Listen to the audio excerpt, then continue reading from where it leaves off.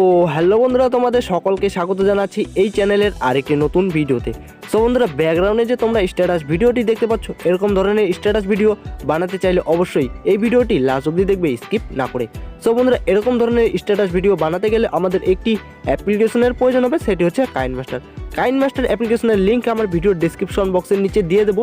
এছাড়া এই ভিডিওতে আমি যা যা মেটেরিয়াল ইউজ করব সব কিছু মেটেরিয়ালের লিঙ্ক ভিডিওর ডেসক্রিপশন বক্সের নিচে দিয়ে দেবো, তোমরা সেখান থেকেও ডাউনলোড করে নিতে পারো। ভিডিওটি শুরু করার আগে তোমাদের কাছে আমার একটি রিকোয়েস্ট, ভিডিওটি যদি ভালো লেগে থাকে অবশ্যই লাইক করবে, বন্ধুদের সাথে শেয়ার করবে, চ্যানেলে নতুন হয়ে থাকলে অবশ্যই চ্যানেলটিকে সাবস্ক্রাইব করে পাশে থাকা বেল আইকনটিকে অল প্রেস করে দেবে, এরকম ধরনের নতুন নতুন স্ট্যাটাস এডিটিং টিউটোরিয়াল ভিডিও সবার আগে পাওয়ার জন্য। সো বন্ধুরা, বেশি দেরি না করে চলো ভিডিওটি শুরু করা যাক।